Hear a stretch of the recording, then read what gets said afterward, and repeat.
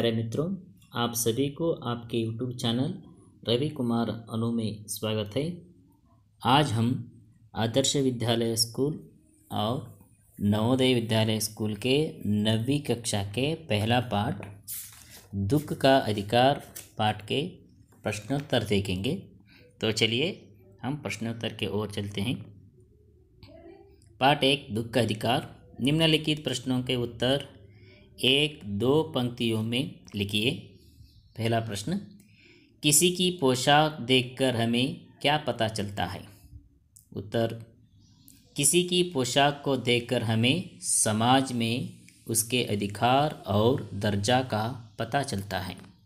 दूसरा प्रश्न, खरबूजे बेचने वाली स्त्री से कोई खरबूजे क्यों नहीं खरीद रहा था? उत्तर इस प्रकार है, खरबूज बेचने वाली स्त्री से कोई खरबूज इसलिए नहीं खरीद रहा था क्योंकि वह मुंह छिपाए सिर को घुटने पर रख फकक कर रो रही थी। तीसरा प्रश्न, उस स्त्री को देखकर लेखक को कैसे लगा? उस स्त्री को देखकर लेखक के मन में एक व्यथा सी उठी और वो उसके रोने का कारण जानने का उपाय सोचने लगा। चौथा प्रश्न, उस स्त्री के लड़के के मृत्यु का कारण क्या था? उत्तर इस प्रकार है, उस स्त्री के लड़के की मृत्यु खेत में पके खरबूज चुनते समय सांप के काटने से हुई। पांचवा प्रश्न इस प्रकार है, बुढ़िया को कोई भी क्यों उधार नहीं देता? उत्तर, बुढ़िया के परिवार में एकमात्र कमाने वाला बेटा मर गया था। ऐसे में पैसे न मिलने के डर के कारण कोई उसे उधार नहीं देता। कुछ लिखित प्रश्न इस प्रकार है। निम्नलिखित प्रश्नों का उत्तर 25-30 शब्दों में लिखिए। पहला प्रश्न है, मनुष्य के जीवन में पोशाक का क्या महत्व है? उत्तर, मनुष्य के जीवन में पोशाक मात्र एक शरीर ढकने का साधन नहीं है, बल्कि समाज में उसका दर्जा निश्चित करती है। पोशाक से मनुष्य की हैसियत, पद तथा समाज में उसके स्थान का पता चलता है। पोशाक मनुष्य के व्यक्तित्व को निखारती है। जब हम किसी से मिलते हैं तो पहले उसकी पोशाक से प्रभावित होते हैं तथा उसके व्यक्तित्व का अंदाज़ा लगाते हैं।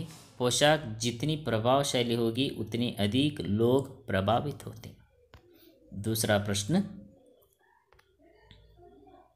पोशाक हमारे लिए कब बंधन और अड़चन बन जाती है? उत्तर, पोशाक हमारे लिए बंधन और अड़चन तब बन जाती है जब हम अपने से कम दर्जे या कम पैसे वाले व्यक्ति के साथ उसके दुख बांटने की इच्छा रखते हैं, लेकिन उसे छोटा समझकर उससे बात करने में संकोच करते हैं और उसके साथ सहानुभूति प्रकट नहीं कर पाते। तीसरा प्रश्न, लेखक उस स्त्री के रोने के कारण क्यों नहीं जान पाया? लेखक की पोशाक रोने के कारण जान पाने के बीच अड़चन थी। वह फुटपाथ पर बैठकर उससे पूछ नहीं सकता था, इससे उसके प्रतिष्ठा को ठोस पहुंचती। इस वजह से वह उस स्त्री के रोने का कारण नहीं जान पाया। और चौथा प्रश्न, भगवान अपने परिवार का निर्वाह कैसे करता था? उत्तर, भगवान शहर के पास 1.5 बीघा जमीन में कचियारी करके परिवार का निर्वाह करता था।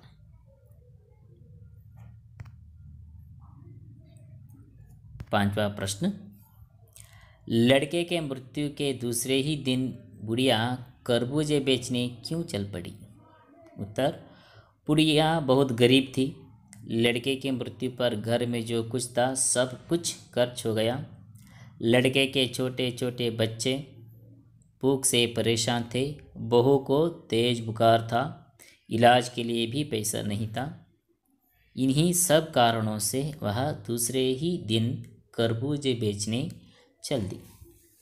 छठा प्रश्न, बुढ़िया के दुख को देखकर लेखक को अपने पड़ोस की सम्भ्रांत महिला की याद क्यों आई? लेखक को बुढ़िया के दुख को देखकर अपने पड़ोस की संभ्रांत महिला की याद इसलिए आई क्योंकि उसके बेटे का भी देहांत हुआ था। वह दोनों के दुखों के तुलना करना चाहता था। दोनों के शोक मनाने का ढंग अलग था। धनी परिवार के होने की वजह से वह उसके पास शोक मनाने का असीमित समय था और बुढ़िया के पास शोक का अधिकार नहीं था।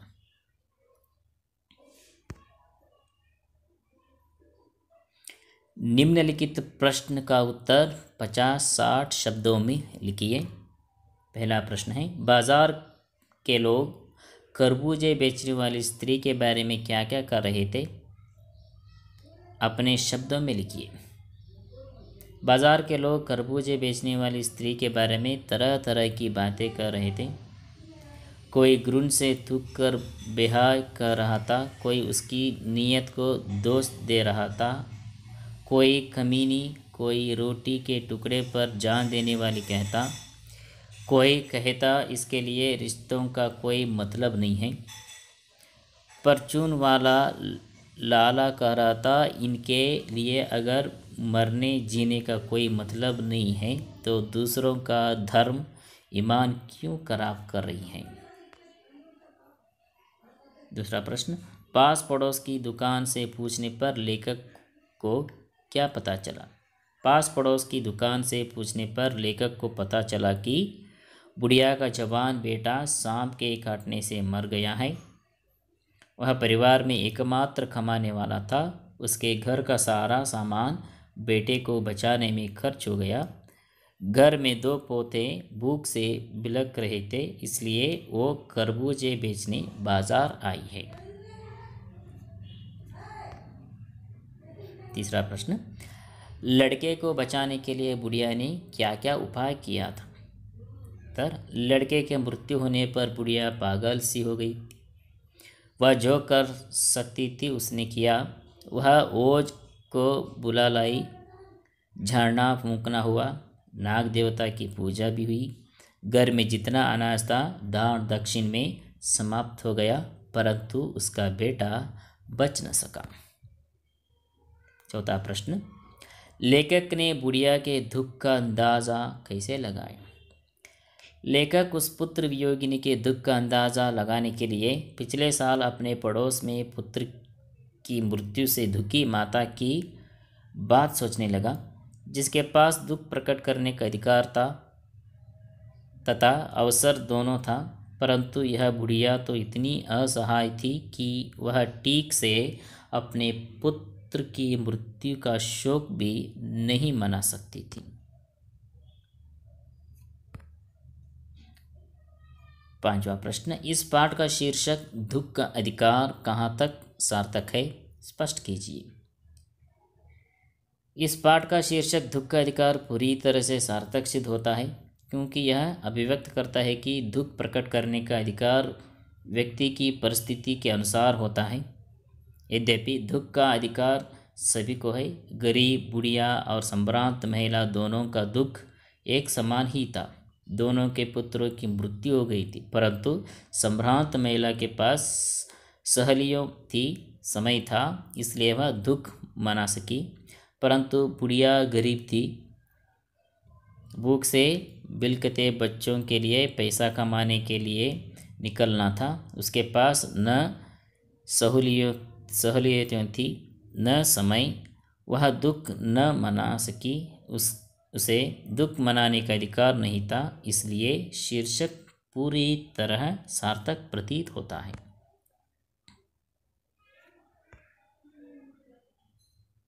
निम्नलिखित का आशय स्पष्ट कीजिए। जैसे वायु की लहरें कटी हुई पतंग को सहज भूमि पर नहीं गिर जाने देती, उसी तरह खास परिस्थितियों में हमारी पोशाक हमें झुक सकने से रोक सकती हैं। उत्तर, यहाँ लेखक ने पोशाक की तुलना वायु की लहरों से की है। जिस प्रकार पतंग के पड़ जाने पर वायु की लहरें उसे कुछ समय के लिए उड़ाती रहती हैं, एकाएक धरती से टकराने नहीं देती, ठीक उसी प्रकार किन्हीं खास परिस्थितियों में पोशाक हमें नीचे झुकने से रोकती हैं। दूसरा प्रश्न इस प्रकार है, जिनके लिए बेटा बेटी, कसम लगाई, धर्म ईमान सब रोटी का टुकड़ा है। इस वाक्य में गरीबी पर चोट की गई है। गरीबों को कमाने के लिए रोज़ घर से निकलना पड़ता है, परंतु लोग कहते हैं कि उनके लिए रिश्ते नाते कोई मायने नहीं रखते हैं। वे सिर्फ पैसों के गुलाम होते हैं। रोटी कमाना उनके लिए सबसे बड़ी बात होती है। तीसरा प्रश्न, शौक करने, गम मनाने के लिए भी सहूलियत चाहिए और दुखी होने का भी एक अधिकार होता है। उत्तर, शौक करने, गम मनाने के लिए सहूलियत चाहिए। यह व्यंग अमीरी पर है, क्योंकि अमीर लोग के पास दुख मनाने का समय और सुविधा दोनों होती है। इसके लिए वह दुख मनाने का दिखावा भी कर पाता है और उसे अपना अधिकार समझता है।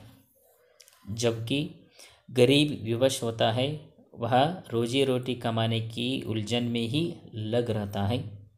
उसके पास दुख मनाने का न तो समय होता है और न ही सुविधा होती है, इसलिए उसे दुख का अधिकार भी नहीं होता है। यहाँ पर कुछ भाषाभ्यास है। निम्नलिखित शब्दों के पर्याय शब्द लिखिए, यानी समानार्थक शब्द लिखिए। ईमान शब्द का अर्थ है विवेक, जमीर, अंतरात्मा। बदन का अर्थ होता है शरीर, तन, देह। अंदाज़ा का अर्थ होता है अनुमान, अटकल। बेचैनी का अर्थ होता है व्याकुलता, अधीरता। गम का अर्थ होता है दुख, कष्ट, तकलीफ। दर्जा का अर्थ होता है कक्षा, स्तर। ज़मीन का अर्थ होता है भूमि, धरती, धरा। और ज़माना का अर्थ होता है संसार, जग और दुनिया। और एक प्रश्न है, निम्नलिखित उदाहरण के अनुसार पाठ में आए शब्द युग्मों को छांटकर लिखिए, यानी युग्म शब्दों को चुनकर लिखना है। फफक फखक कर, चवन्नी दुवन्नी, आते जाते, पास पड़ोस, झाड़ना फूंकना, पोता पोती, दान दक्षिण आदि। सभी को धन्यवाद।